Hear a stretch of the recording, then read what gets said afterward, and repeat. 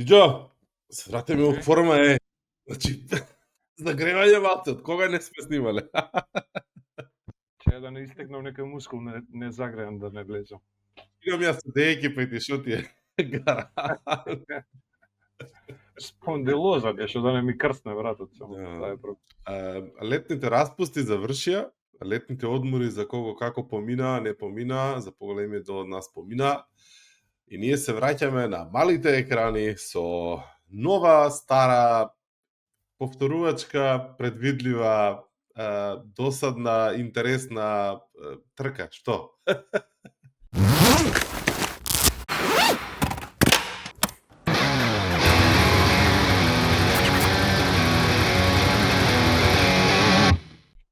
Па имаше доста занимации за овакво за публика овој викенд. Може не баш тоа што се очекуваше вака сувопарно кога ги гледа некои резултатите, ако ги прочита ќе рече па тоа се очекуваше, ама не беше баш така. Ајде, стандардно ќе започнам со класичното прашање. Кој беше за тебе хајлајт на овој тркачки викенд во Австрија, на трката која што е недалеку од мене, некои 200 километри, меѓутоа оваа година ја скокнав. Red Bull Ring, кратка патека, stop and go патека, многумина не ја сакаат од страна на произведувачите, многумина успеваат како возачи да остварат добри резултати. Еден од нив кој што не успеваше до оваа година беше Марк, но тоа се смени. Хајлајт. Хајлајт ми е Red Bull Legend Cup. Така ли се викаше Legend Cup? Малиот што се дигна? А? Тој што се... Ајде. Не Rookies Cup, него Legends Cup. Значи, ги викна Агостини, Дани Педроза, Лука Кадалора, Стонер, Капироси, Андреа Довициозо, имаше уште еден австријски возач кој што не го запамтив името и не знам да не заборавам уште некој.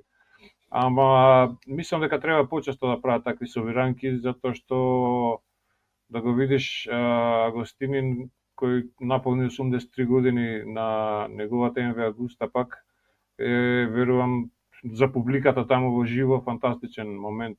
И треба MotoGP да работи малце на оживување на тие живи легенди кои што само треба да ги поканиш и да ги организираш и да направат едно шоу и да привлечат публика и да ја заинтересират што се случуваше пред времето на Марк, пред времето на Роси и така натаму. Рости беше таму, зошто не возеше на тоа дефиле? Многу варијанти има зошто не возел. Најгласна е варијантата дека заради Марк Маркес не се појавил и така натаму. Мислам дека е организирано од Red Bull, а он е овакво Monster, спонзориран од Monster, така да мислам дека се спонзорски преклопување и дека не било изводливо. Ама еве, не мора Red Bull да го организира тоа, треба Дорна, односно ајде од утре Liberty Media да го организира. Ама онак лајт, како се викаше, она не е лајт мотив, него светла точка на викендот беше, да. Да, чув некои од коментаторите кажуваа дека кој бил тази Грчка. И дека некои од коментаторите зборуваа дека требало да има трка на вистинска трка со сите тие мотори таму, пошто вака само дефилето ревијално да поминат не било доволно, зашто би сакале да видат трка. Да бидеме реални, Кейси Стонер, Довициозо и така натаму, може да извадат една добра трка. Сигурно, да. Ако ништо друго, некоја секунда, две од најдобрите Педроса може слободно да се надпреварува и се најдобрите, ама Стонер мислам дека без проблем може барем у 2 секунди да вози, ако не и побрзо со најдобрите. Правам со своите мотори од времето.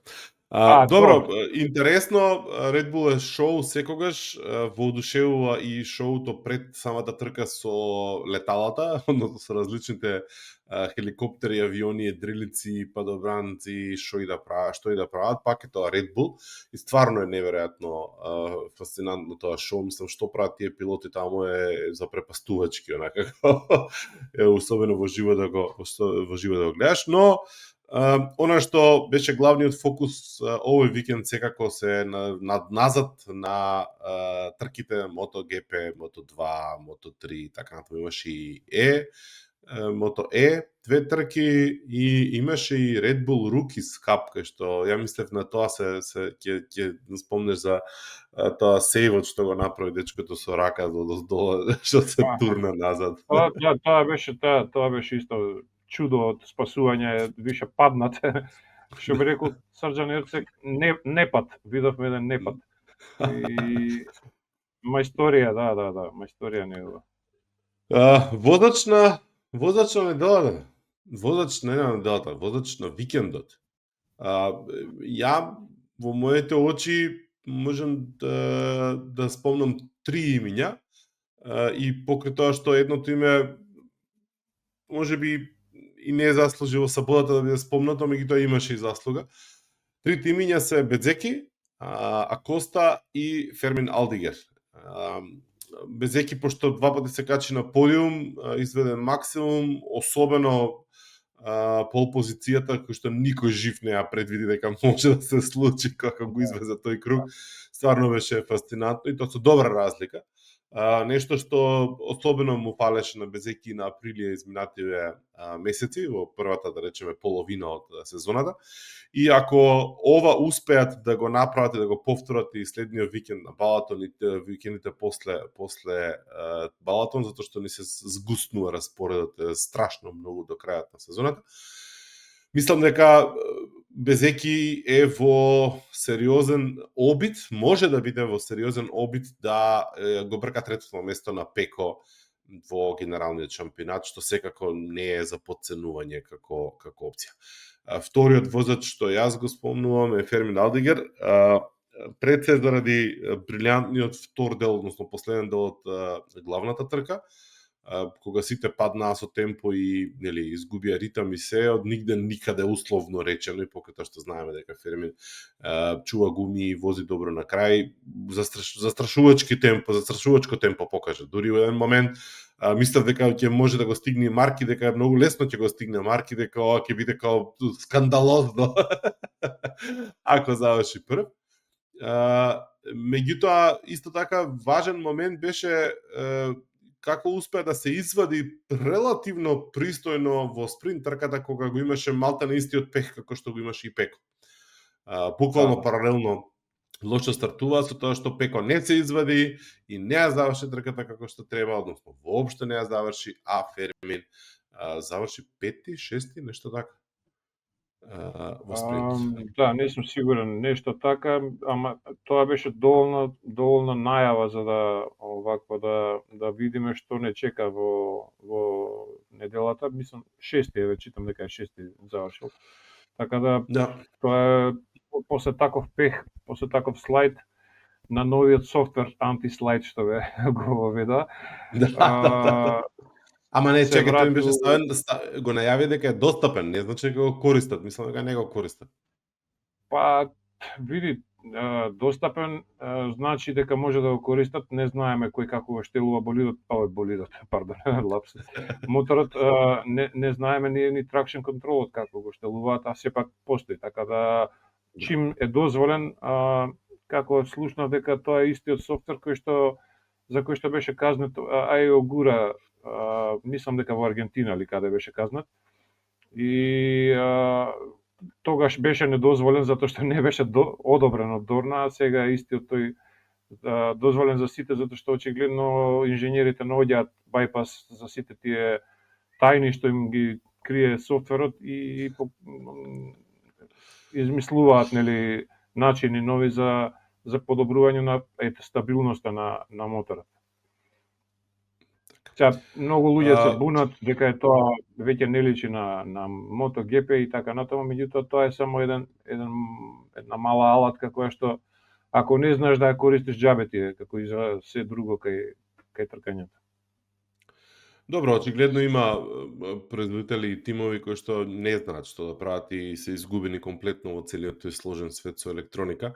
Да, мислам на Yamaha, но поразителниот факт се покажа уште еднаш на оваа трка, а тоа е дека денешниве мотори денешните MotoGP машини не може да освен ако очигледно не се во рацете помеѓу нозете на еден известен Марк, не може никако да направат значителен напредок ако изгубиш позиција на старт.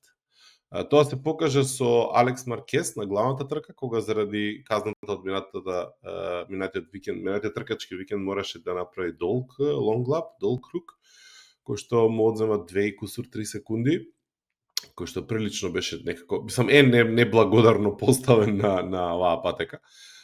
Те успорува многу и многу време одзема и изгуби многу позиции и не успеа ништо да се врати. Покрај тоа што имаше темпо, можеше да вози добро, не успеа да помине никого.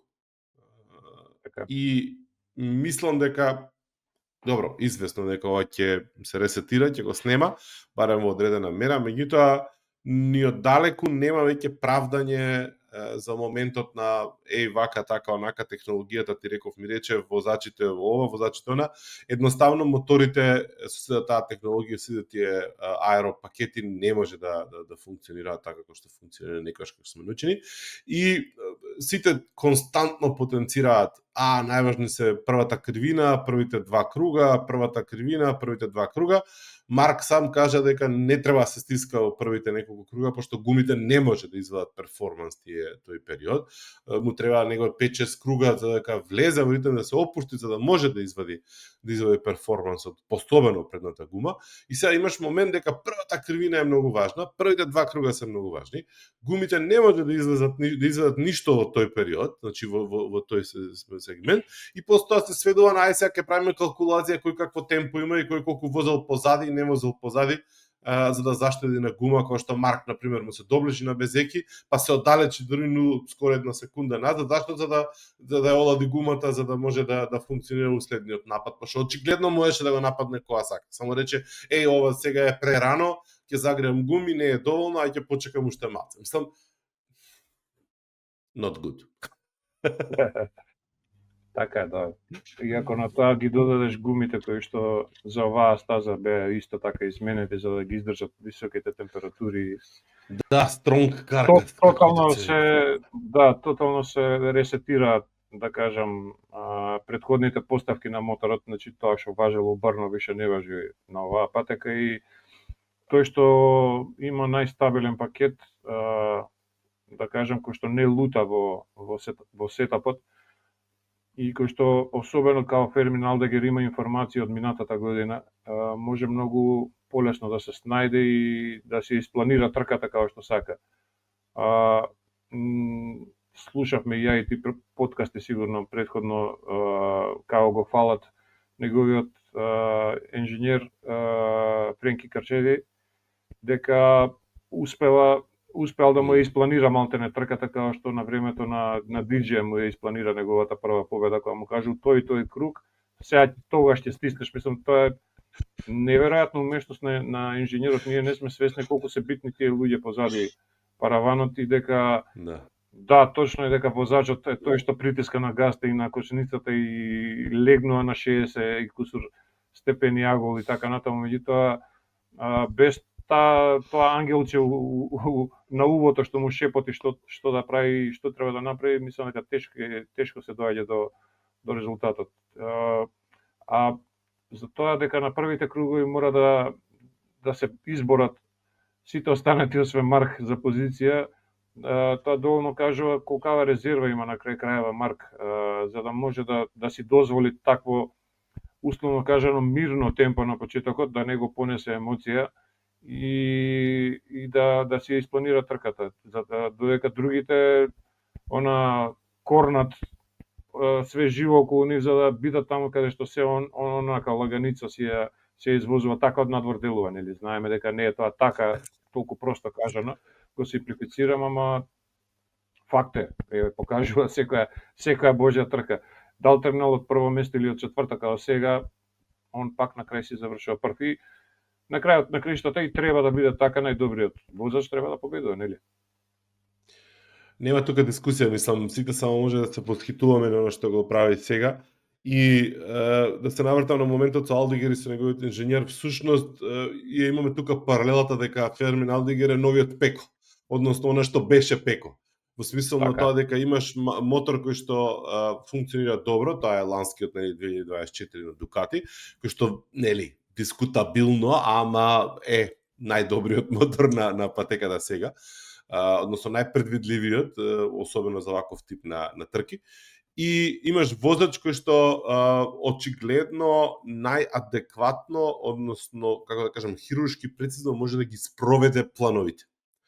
Да. Далеку од тоа дека он од него се бара да го надвози моторот, далеку од тоа дека се бара од него да извади Господ знае што од моторот, едноставно треба да биде тактички спремен и да го испорача тоа што се бара од него. Не е лесно да се разбереме, ама очигледно Фермин Алдигер е тој таков послушен возач кој што може да го направи тоа. И тука ни се открива дел од моментот што видеа Дукати толку рано во Фермин Алдигер, кога нели му го понудија договорот од нигде никаде, условно речено, Баш така. лани. И тие гледаат ова што ние не може да го видиме, тие сваќаат дека очигледно е, нели, како се вика task oriented човек. Да. Баш така. И еве го сега го испрачат. Така. На нас од страна ни делуваше дека може прерано Алдегер да влезе во MotoGP и дека нема две титули као нели пред некои негови претходници, барем една, нема ни една. Ама очигледно дека нема правила и на крај крајава Фабио Квартараро и уште еден таков пример кој што во Мото2-ките не се покажа кој знае како, а сега гледаме дека е број 2 после Маркес дефинитивно по талент вади максимум, можеби веројатно на негово ниво, ако не и повисоко, ќе видиме како ќе течат работите и Акоста, кој што конечно се помири со ситуацијата во КТМ, секако поддржана со парите од индиците Бажаж. Значи, после првичното разочарување дека КТМ пропаѓа, он се гледаше себе си као првиот шампион на КТМ. Мислам дека сега веќе се прибра и се прилагоди дури на потребите на моторот и на гумите, на стилот на возење кој што го бара тој пакет. Вињалес штета што беше повреден, мислам дека ќе беше страшно опасен на оваа патека. Не можеше да ни во квалификација да извози, така да наредна трка мислам дека ќе го менува Пол Еспаргаро, нема воопшто. Да, така најавија. Па добро, за една недела не можеш да очекуваш ништо. Да. Бастијанини покажа дека исто пакетот е сосема солиден. Па да, сите КТМ и трите КТМ овој викенд беа исклучително добри, односно многу повеќе од она што покажуваа до сега и земајќи го тоа предвид, апсолутно може да се очекува дека и Вињалес ќе има супер резултат, ама што е тука е добро, сепак Акоста не успеа да застане на подиум, ако не се лажам, во ни една од трки завршим, ама да, на спринтот беше трет, а во главна трка четврт, меѓутоа извади максимум од пакетот, тоа е најбитно за секој возач. Да. И Фермин Алдигер на крај крајава извади максимум од пакетот. Повеќе не може толку е. Малку не ми се допаѓа последниот бран на некако, мене ми делува арогантни изјави, така некако како одважни изјави на Коста, одсечни, некако гледа цело време на страна кога прави муабет со сите. Знаеш, као да сака да скрие нешто. Мислам дека веќе помина тој период кога нели требаше да скрие, да не скрие, да упати порака кон КТМ. Јасно им беше на сите. Носи се сега со тоа, сме го дискутирале ова неколку пати. Несомнено е дека го има квалитетот, меѓутоа еве полека очигледно како да сваќа дека треба да размислува малце потрезвено, да размислува како повозрасен, условно речено. И резултатот доаѓа. Веројатно тоа однесување пред јавноста, што ја можеби без врска го цепидлачам сега, е таа борба негова внатрешна да биде тој сериозниот човек на патека, трезвениот, да размислува стратешки, наспроти импулсивноста и младоста и незрелоста и лудоста која што сакаше да ја носи на почеток. Па да, и сигурно и јас сум го приметил тоа, и фрустрацијата од очекувањата дека он е новиот Маркес, знаеш, става гард, почнува да става некаков гард према новинарите, он си ја ишка мувата од капата фактички, затоа што знае што се очекува од него, знае и он за што е способен, ама не може да го испорачат сега тоа. И сега наместо да паѓа као лани, мада имаше маестрални трки лани, беше, пак ќе кажем, после Марк Маркес најдобриот дебютант. Тука и Фабио Квартараро секако, меѓутоа овој го надмина со маестралноста на патеката што ја покажа без страв да влезе у дуели со било кој, без пардон. И предходните негови сезони, он не предходните негови сезони, туку неговиот живот е изграден на успеси само. Значи, он земаше титули, победи, тоа само знае да го прави и сега еднашка треба да размислува као возрастен, што викаш, и треба да се задоволи, да гради нешто за наредна година, ако не за оваа, така да за него, ако ја научи лекцијата, ќе биде добро, ако не ќе биде следниот Раул Фернандес, од кој што исто така се очекуваше многу, па мислам дека до пред некоја трка беше веќе и отпишан од MotoGP првенството. Сега мислам дека може и да си ја сочува, да си го сочува местото во тимот за наредна година. Така. Ќе правиме ли некое предвидување уште колку викенди ќе му требаат на Марк за да ја освои титулата? Па јас го гледам тоа како нешто неизбежно и мислам дека што и да кажеме ќе биде или ќе сгрешиме, најверојатно ќе сгрешиме, а само повреда може да го спречи од освојување титула. Што знам, колку има, 140 кусур поени, мислам дека има предност пред Алекс. Да. Како имаше некои калкулации, скоро 4 викенди да не ги вози, а Алекс Маркес да биде прв на спринтот и на главна трка, ќе бидат пак тука негде. Значи, тоа се невозможни калкулации веќе и он, иако е толку предпазлив, вика чекај, мора фокусот да го сочуваме затоа што изгорен со онаа повреда и кога можеби ќе беше сезона во која што сите трки ќе ги тепаше 2020, како што извозе таа прва трка во 2020 до падот, до моментот на падот.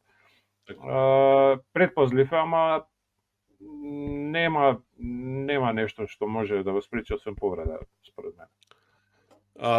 Добро, сега се навлегува нели у темата на од кога ќе освои титулата, што сите очекуваме биде релативно рано, односно барем неколку 2-3 гран прија пред крајот. Како ќе изгледа неговата трка постоја? Дали ќе остави се живо и онака да се трка пред него или ќе извози една трка со максимално темпо за да покаже всушност колку бил побрз од сите други цело време? Пошто на секоја трка имаш чувство дека он вози оптимум, дека воопшто не притиска, мислам, не дава екстра поише од тоа што му е доволно за да победи. Вклучувајќи оваа трка последна во Австрија, затоа што кога почнал се приближува Фермин Алдигер, он свати, доби сигнал или гледаше на телевизори, монитори, не знам, меѓутоа го дигна темпото и ја задржа разликата без никаков проблем. Така да ова беше 13-та трка.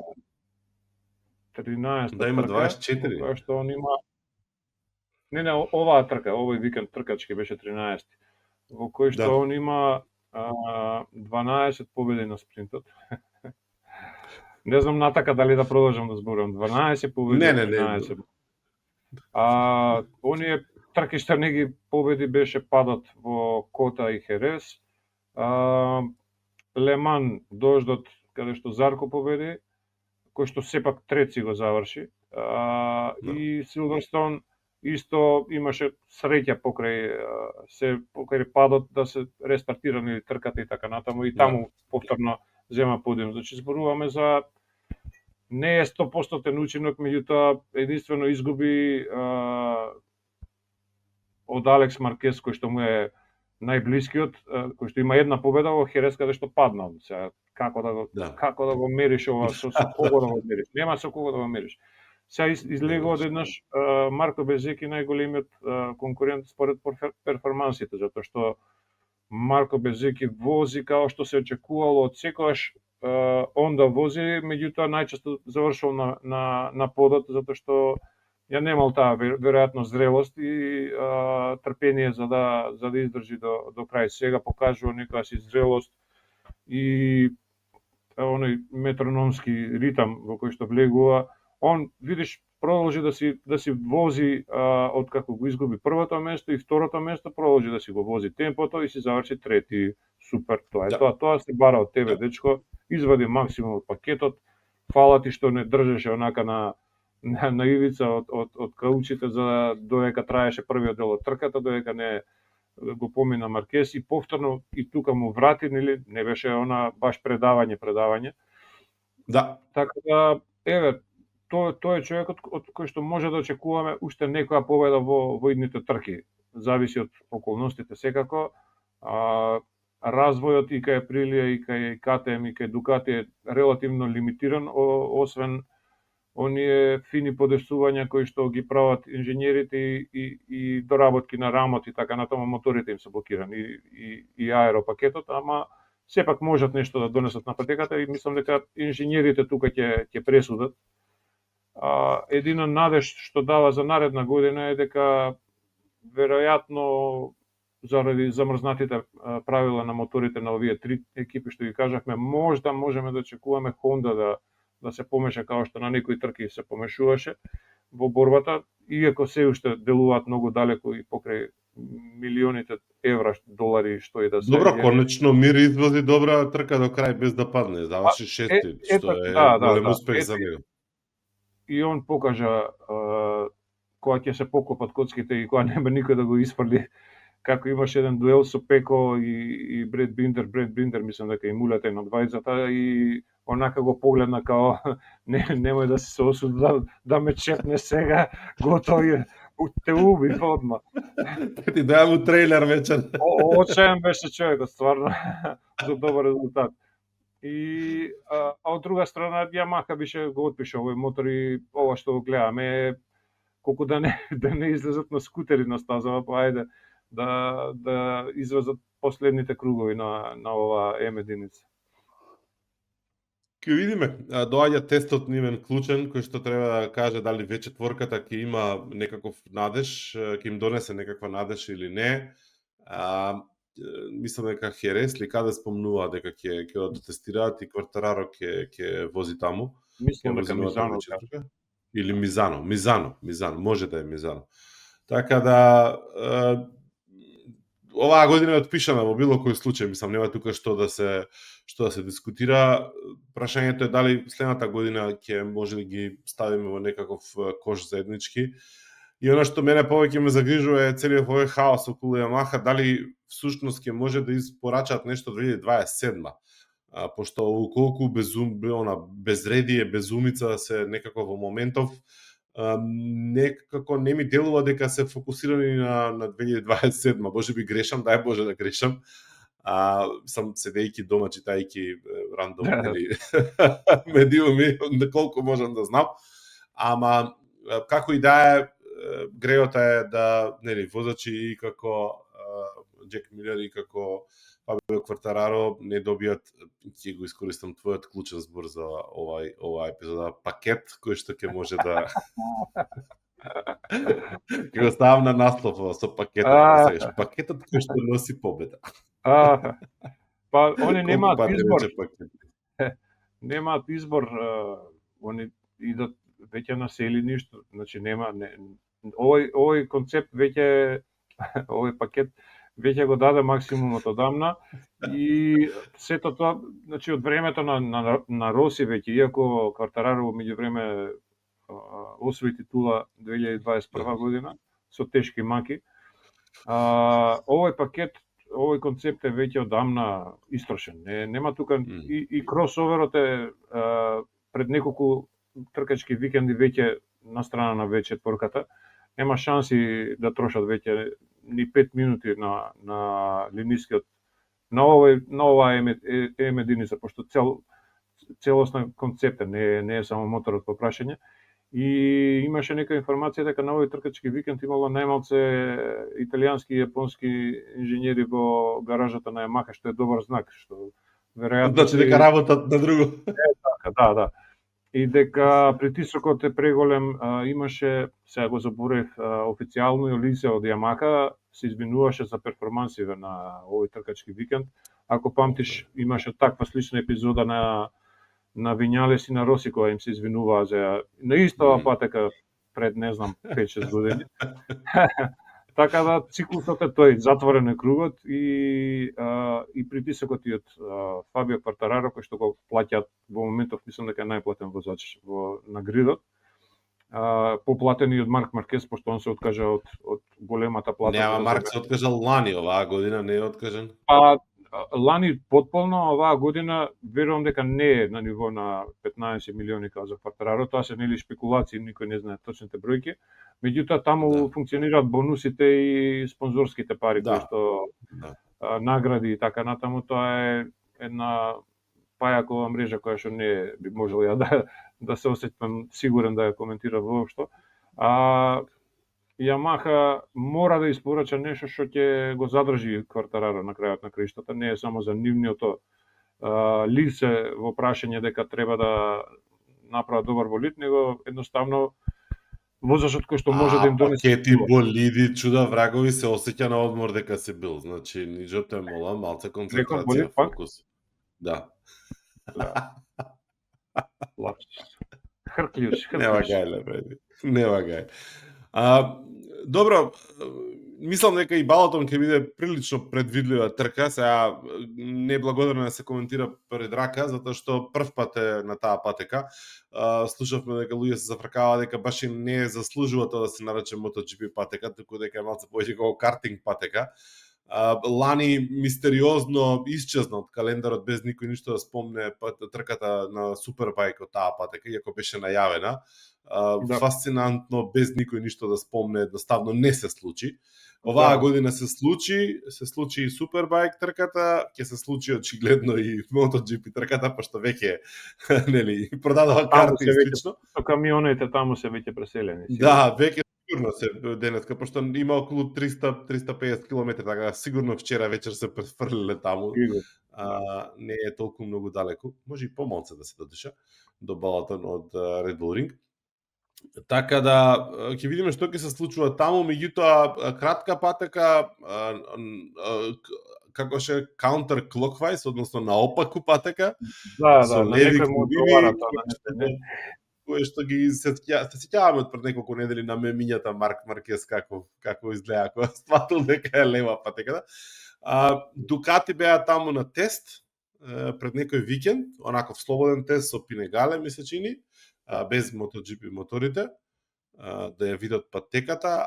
Кој друг имаше таму? Мислам дека Ямаха има некој тест. Не знам за Ямаха. Супербајк пред да настапат скоро сите отидоа да ја тестират. И сега има коментираат навивачи нормално од каде сега Дукати, не знам што. Тоа е приватен тест, може ја и ти да отидеме да си извозиме и така натаму. Добро, ама не возеа MotoGP мотори, мислам, си закупуваш патеката, да се возиш.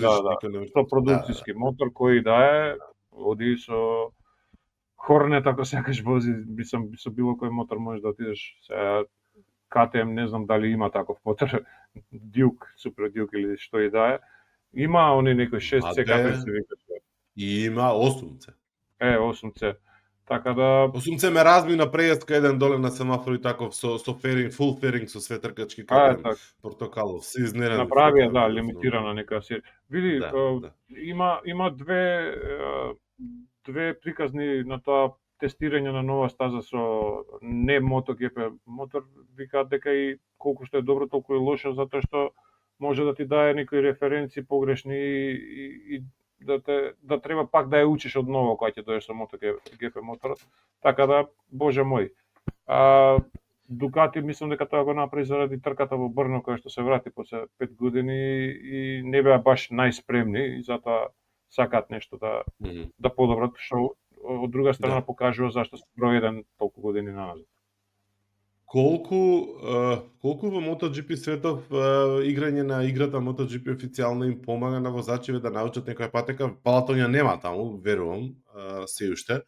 Ама колку може да им помогне, знаеш некој таков момент, се читал, се чул некоја изјава?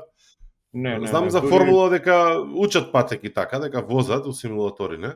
таму им е, да, може би голем дел од припремата во формула им се симулаторите, ама дури однесувањето на болидот го штелуваат во симулаторот, а на MotoGP немам случај да некој дека воопшто тренира на Тренира, некаков мислам да ја симулатор. научи патеката да ги види кривините, ако ништо друго да знае дека се вакви или такви кривините, ме свегаш. Они го учат тоа, мислам дека за 2-3 круга кривините ќе ги научат веднаш, пошто тоа им е нели во сивито, во описи, попис Добро, на сигурно работа, добиваат и некакви брифинзи, некакви снимки, некакви, ме абе, свегаш, да, упатства и чуда врагови што сигурно, е. сигурно. Мислам дека најмал проблем е тоа. Ова друго сетирање на моторот е поголем проблем, на гумите непознаница, абразивност на асфалтот, нагиб и така натаму. Да.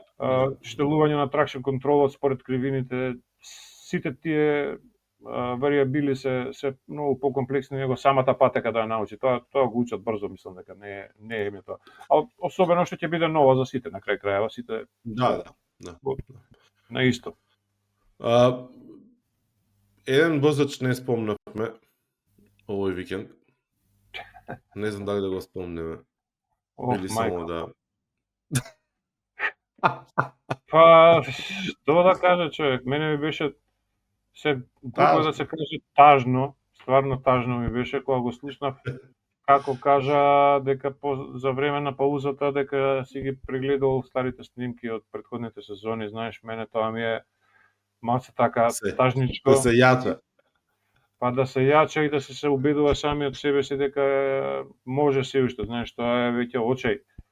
Он се наоѓа во една огромна дупка и излегување од таа дупка. Јас само гледам во враќање на GP24 наредна сезона, пошто оваа сезона нема шанси да вратат.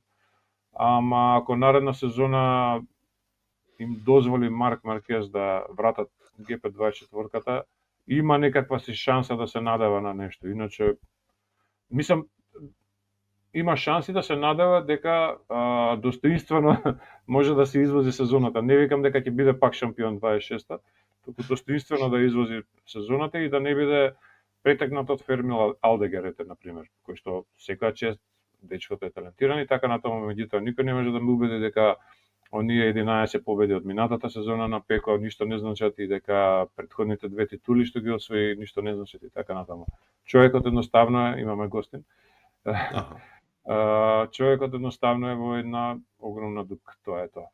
И нема излегување додека не се смени моторот, он не може да се смени, он вози како што вози, он има несреќата да го возеше GP24 и да знае што треба да прави моторот под него, а не ова чудо што само еден човек може да го вози, затоа што очигледно и DJ е уште поизгубен од Пеко, кој што не е на ниво на овие двајца можеби, меѓутоа сепак е GP возач кој што има и пол позиција и победа позади него. Така да не би го шутирал додека е легнат на земја Пекот никако. Се надевам за неговото психичко здравје дека ќе види светлина наредни неколку викенди, дека нешто ќе измислат, не знам што може да измислат. Така е.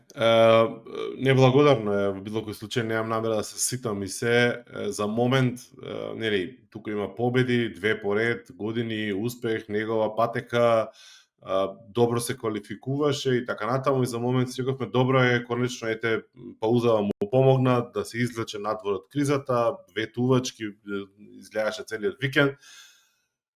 Не за долго. Да, на стартот се он кажува дека дури и на warm-up lap осетил дека задната гума нешто чудно се однесува. Секогаш ќе биде таа мистерија. Мишелин секогаш тврди дека нема никаков проблем со гумите, имало и претходни случаи. Хорхе Мартин имаше не се сеќам, во Кореја или кај беше, не знам, кога се бореше 2023 против Пеко Бањања, па имаше таков wheel spin. Дали е нервоза во прашање, дали е прљав дел од стазата, пошто очигледно синхронизирано со Фермин Алдегер има пролизгување, меѓутоа очигледно на Пеко пролизгувањето не дека го правдам сега, меѓутоа вибрациите се гледаат, неговото сосема е уништи таа задна гума и на правец не можеше да го контролира моторот, не збориме за кривина. Арно, ама паѓањето на темпо во главната трка е, не знам што да кажам. Немам објаснување за тоа. А што е најлошо, нема ни он. Големо чудо ја што немам објаснување, него он што нема. Да се надеваме дека ќе најде некој објаснување и дека ќе најде некој видео кое што ќе го инспирира доволно. Ако не, може да му направиме некој микстейп со инспиративни YouTube shorts, сакаш, као ете фановите да се здружат, да му направат инспиративни видеа и да се обидат да му помогнат на Пеко да излезе од длабокото. Знаеш што ме потсеќа овој дел од сезоната на Пеко, првата сезона на Хорхе Лоренцо во Дукати, кога беше тотално изгубен, кога не можеше да направи ништо со тој мотор, па за втората сезона да почне да победува. Зарем ќе кажешме тогаш у првата сезона дека Хорхе Лоренцо не знае да вози или не знам што, знаеш. Некако така ми се за споредување тие два случаеви. Никој не вика дека Пеко не знае да вози, тоа он го има докажано дека знае да вози 100 пати. Сакам да кажам за типот на возачи, гледај колку се слични како тип на возачи. Двајцата се ултра прецизни и возат по едно исто темпо од круг во круг и бараат од моторот да биде на штилон како што бараат да биде, знаеш, за да биде тоа што за да резултира со победа. Сега можеме ние тоа да го мериме као неприлагодливост, као нефлексибилност, као не знам што, меѓутоа факт е дека така возат и двајцата, таков стил на возење има. Али што би рекол еден мудрец MotoGP. Ајде. Што би рекол Кейси Стонер, не знам дали го слушна каква изјава даде човекот, после она легендарна на Роси што му е плесна у фаца, што би рекле твојата амбиција го надвладеува твојот талент. Надминува. Така. Надминува талент. Да, ама тоа е старо, тоа е пред некој време. Не знам само дали сега Сефтија извадија таа снимка или Не. Сакам да кажам дека уште еден бисер кажа вчера или завчера викендов, кога го праша околу ситуацијата во MotoGP во моментов со Маркес. И он како го објасни тоа, вика обично кажуваат, вика дека со многу работа и труд може да се победи талентот, се додека талентот не реши да работи многу. Јако. Кога талентот ќе реши да работи многу, се случува ова што се случува, вика сега. Поздравете со сите тогаш. Во една реченица наслов на книга напиша човекот. Сега не е јасно зашто Кейси Стонер го плаќаат за да се појавува на трки и да дава вакви изјави, пошто медиумите се полнат со неговите изјави и он живее од тоа. Мене ми е фасцинантен моментот со Кейси Стонер дека избега од MotoGP заради тоа лудило со медиуми и притисок и јавност и така натаму, а сега малтане мене ми делало како да нема од што да живее друго, па го ангажира MotoGP и му дава кеш за да се појавува на трки и да зборува, пошто го има еден куп подкасти, го има еден куп интервјуа, го има еден куп трки доаѓа, цело време нешто дава мислења и така натаму. Така да многу ми е фасцинантен тој пресврт, не сакаш, како избега од тоа за сега да се врати назад, пошто веројатно му требаат пари, глупа претпоставка, ама така делува. Не сум сигурен дека му требаат пари, он избега од она има диагноза човекот, сега не знам како му беше она фатик кој што е како се вика, значи преморување на организмот, он и ден денеска кажува дека некогаш му е тешко да стане од кревет, значи зборуваме за испрошеност некоја која што му го нарушува сериозно здравјето. Тогаш веројатно капак му биле новинарите и сета таа бука околу тоа, меѓутоа не замина од тоа заради тоа најмногу, да, те сваќам дека му сметаше, ама сега тоа истото го кажуваат за Безеки. Питер Вон, не знам дали го слушна, дека вика тој е човекот, не уствари Адам од на Падок подкаст. Да, така, неме што му е непријател, дека можам вика со него, вика тој, знаеш, као ме гледа као непријател, не ме гледа као новинар. Така да не види, тоа неприродно е и на крај крајава Пеко Бањаја после ваков викенд треба да одговара на секакви прашања. Мислам, знаеш кој е тоа малтретирање и кој е Неблагодарно е, мислам ужас стварно. тој. Стварно е ужас тоа. Ти е, не знам као да си испокарал дома сега со твоите, сега ти треба да кажуваш на телевизија, слушај, тоа и тоа се деси. Значи, интимно е тоа. Факт е дека е интимно за нив. И тоа пази, што е најтрагично, возачите треба да го повторат тоа у распон од саат 2, 3 пати, 4 пати, пошто имаш различни медиуми на 10 различни пати минута, јазици, да. имаш изјава после трка, имаш дебриф, имаш интервју, имаш ова, имаш она, значи буквално една иста реченица по 5 пати треба да повторат у рок од саат и пол, ме свегаш. А као И сол на раната, ги сваќам. Пеко даваше интервју на шпански на Данс, пази. Да, го Као видов, сол на рана. Го видов.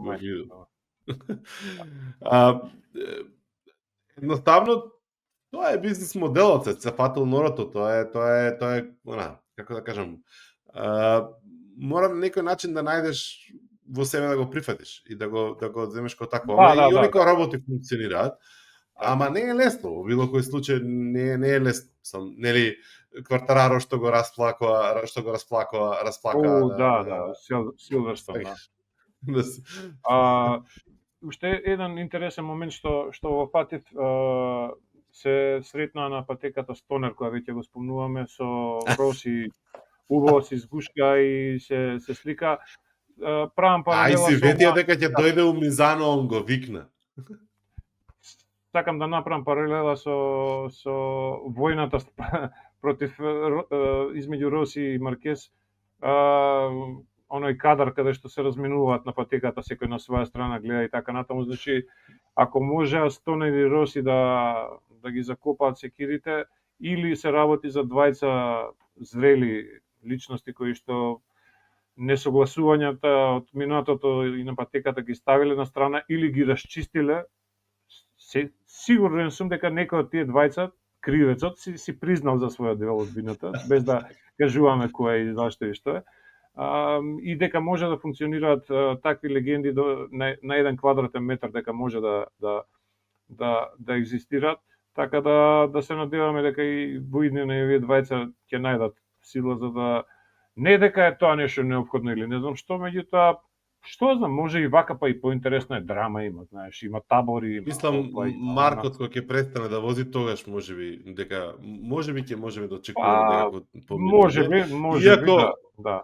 Иако мојата, пак ќе кажам, тотално не заснована предпоставка е дека Кейси Стонер и Роси има војна на патеките и околу патеките, околу тркањето, а мислам дека Роси и Маркес покрај војната на патеките имаат на лично ниво, на страна од патека, рчка некоја лична, која што нели има разноразни верзии од приказката. Откупуваме приказната. Меѓутоа, знаеш, надвор од трките, пошто се што било на трки, кога не се тркаш, веќе ти е небитно, ме свекаш. Значи сега Роси и Стонер не се тркаат, двајцата, и тотално ми е ирелевантно што се случило тогаш на трката, ме свекаш. Значи трките веќе не се предмет на дискусија и можеш да најдеш заеднички заеднички точки каде што може да се спојат и да разговараат без разлика дали се извинил едниот на другиот или другиот на првиот. Небитно, сееш, може да функционира заедно. Ама ако е на лично ниво, ако е нешто што е надвор од трка, ако е нешто што е надвор од тоа, тоа е веќе прашање дали можеш да очекуваш и што можеш да очекуваш. Покрај тоа што ја мислам дека сега, знаеш како, за жал идејата беше дека Пеко Бањаја ќе биде заштитникот на Роси и дека ќе има војна на патеките и дека Маркес ќе се надпреварува со Пеко и дека тоа ќе биде разгорено дополнително. Дека медиумите ќе како да кажам, имаат бенефит од сето тоа и дека ќе ќарат. Ќе биде главна тема на сезоната, да. Не се случува тоа и се од жили се обидуваат да извадат нешто. Да, испадна дека родителите на Пека Бањаја го возат Маркес на скутер во кај беше, не знам дали во Брно ли беше, имаше таква сцена, нели по една кварна мотор или му снема гориво или како беше и го врати они у боксот. Имаат едно тотално почитување и разбирање меѓу нив и на крај крајава. Мислам дека и сега ќе извадат. Може ќе извадам теорија сега, една луда, и заради тоа и после ќе завршиме епизодава. Значи, теоријата е следна. Рости Ич не сака да го гледа тоа дека Пеко не зафата и страна, односно неговата страна, и не ја брани неговата чест, и заради тоа не му помага, напротив, му одмага психички за да се дигне Пеко и да биде намуке што треба да гледаш како на Безеки му помогне и Безеки заврши на подиум 2 трки. Да, очигледно. Зошто на Пеко не мога направи тоа? Значи, очигледно. Пеко страда затоа што Рости не ќе да му помогне. Ме сваќаш? Ето. И сега дека Рости не почне да му помага, ама вистински да му помага, Пеко нема ништо. Како другар, а не вака. Да. А иначе ја би ги ставил да може да се смени нешто во организацијата на MotoGP и во правилата и во начинот на тркање. Замисли да ги ставиш ти Стонер и Роси да ги прават правилата, тоа ќе биде шоу. И какви правила да прават, бе? Па да тргнат ride high девајсите, да ги тргнат аеродинамиката, да тргнат, да намалат тракторот и така натаму. Мислиш да ги стават во некое тело официјално на Дорна кој што ги дефинира правилата? Да. Стонер уште додека се тркаше, важеше за инженерна, повеќе као инженер него као тркач. Значи толку го разбира цел принцип на циклистиката, на моторот, на инженерството и до детали од внатре надвор, како го викаат англичаните тој израз. Значи он може тој технички дел сосема да го перфектно да го работи, а шоуто замисли да му го оставиш на Роси, тоа ќе биде поголем од Формула 1 спорт. Пресконференциите на техничкиот борд на Дорна ќе бидат попопуларни него самите трки. Па реално, да. Зашто да не, стварно е така, мислам, реално. Еве Капироси американците заради популаризација ќе барат начин како да ги вратат овие мега звезди. Сега Марко е мега звезда, им продава, ама дефинитивно ќе треба да продава и Роси и еве им идеја, нека не спонзорираат, само не мора ништо да плаќат посебно, нека подкастот нека да спонзорираат Liberty Media. Никаков проблем. Ќе разговараме со високи од другиве класи. Не спомнуваме ништо. Што да спомнеме? Рик на моторот на првиот на Гонзалес, па ти што каква несреќа, камен радиатор му влезе, Али види Морира ја контролираше трката од почеток, не беше во опасност, али дека изгуби многу поени Гонзалес изгуби, тоа е факт. Ама фалал да му е како си ја извозе трката, овој си ја изгледа трката во боксот со инженерите, не кршеше, не фрлаше, не плачеше, не отиде у клипоката. Секоја чест на дечкото, мислам, си извозе, смирено се случува, тоа е тимот што го донесе тука и сега заедно губиме, заедно победуваме, нели, тоа е муабетот. Канет имаше многу слаба трка, да кажам, за негови стандарди. Слушнав, не гледав припремите дека него видов падат. И тоа имаше добро и тоа што го извозел, да. Не го видов, баш ќе го видам сега после епизода. Страшно. Јасно беше дека ништо не може да направи после таков пат, мислам тоа беше премногу. Чудо беше и што возеше воопшто, да бидам искрен. Мене ме разочара покрај овие фаворити. Сега фаворити во оваа констелација на Мото двојките. Џо Робертс, ужасен викенд, Джейк Диксон, ужасен викенд. Ама два викенда порети и во Брно беа катастрофални двајца. Не, Робертс победи во Брно. Да, тоа е поголемото. А Диксон беше слаб, да, ужасно беше слаб. Диксон тогаш е добро, да. Ме разочара, каже го Давид Алонзо, не ме разочара, тоа е дел од создравањето, не издржа до крај за да ги стигне првите, он веќе беше на трето место кога излета. Следниот пат пешкирот со Давид Алонзо ќе си го ставам тука позади. Добро. Дани Холгадо од друга страна си го одработи своето, се задоволи со второто место и не тргна по Морира. И на место на сметка на Давид Алонзо заврши Целестино Виети, кој што се бореше онака баш мушки на стазата, као неговите добри времиња, мада и него веќе времето го гази, треба да си бара чаре или да иде нагоре или да менува категорија веќе. Да. Добра трка беше, добра беше, мислам, возбудлива. Ми се допадна нормално. Алонсо и Канет нешто посебно дека не направија. Па добро, Не беше лош Алонзо пласманот на беше Алонсо, ама како и да е, да. беше беше Четврти, добра пети, трка како негова до заврши? моментот на паѓање, да, он изгуби ритам, Да, нели, сакаше да, одма на наредна кривина да го врати местото, нема еш треба да да, да, да. така да Мото тројки Пикерас почна да му се приближува на Руеда, ако можеме така да кажеме, колку е на 70 поени или нешто помалку од нешто повеќе од 70 поени. Давид Муњоз повторно со лудачко темпо му ја уништи трката на Максимо Килес, не знам дали ја гледаше Мото тројки трката. Гледав. Да, и тоа е укратки црти. Добро, Нежа. Добар камбек. Сега ми Кажи. текна уште нешто. Хорхе Мартин. Ајде.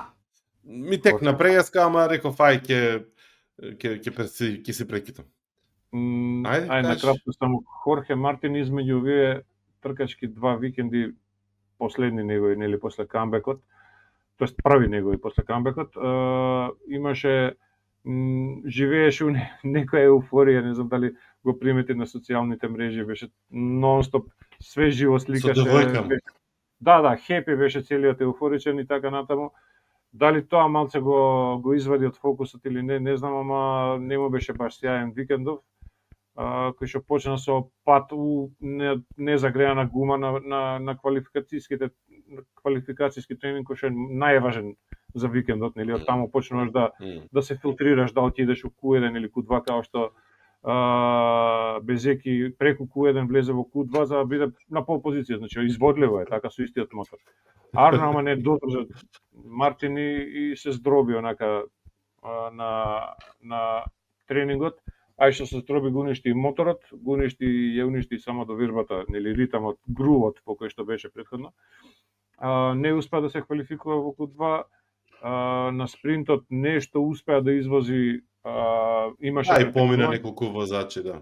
Да, во главната трка имаше еден период кога го искошкаа буквално као да беше влезен од друга категорија, што е нормално после пола година отсутност од MotoGP, дека не можеш да се снајдеш баш у dogfight, кој што очигледно еволуираат, знаеш, и дуелите еволуираат, како што правилата и моторите еволуираат, така и дуелите, гледаш колку прва кривина, дуелите се немилосредни сега во MotoGP. Ама и Алдегер, и Акоста, и Биндер има дуели на граница на легалност веќе, знаеш. Ама тоа е начинот на тркање со овие мотори, немаш поинаку да престигнеш очигледно. И во еден момент Хорхе Мартин постигнуваше најбрзи кругови на патеката, иако беше таму негде у втората половина од гридот.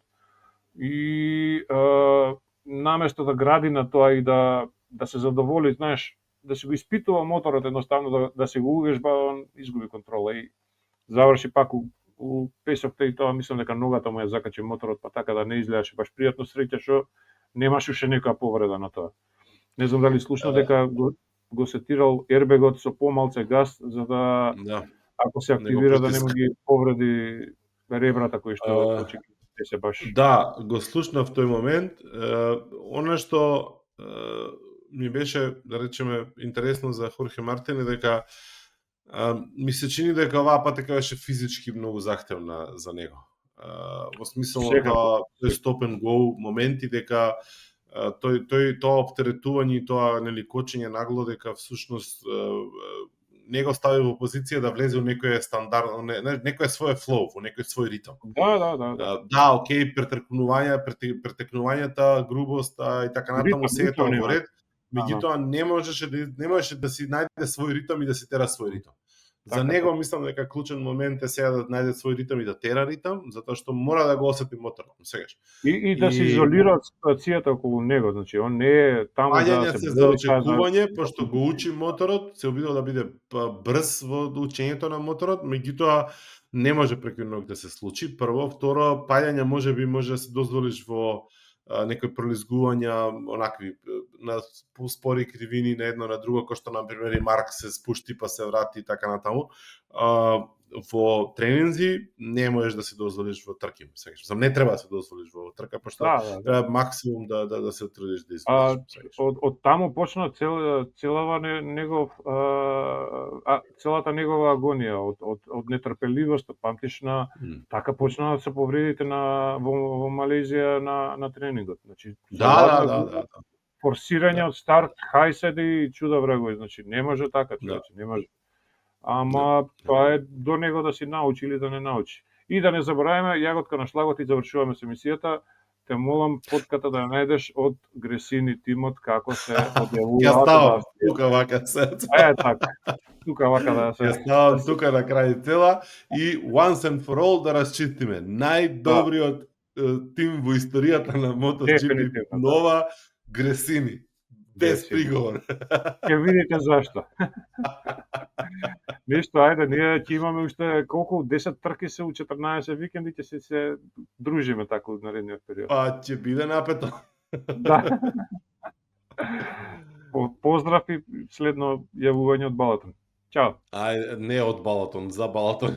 Да. Душе, ја можам да отидам до таму, ама нема да купувам карти. ме знаеш, Да. Што не убацуваат у шеста, што ќе те таква стаза? Да. Па така слушнав, да. Ќе видим. Нешто, ајде, поздрав. Ајде, чао.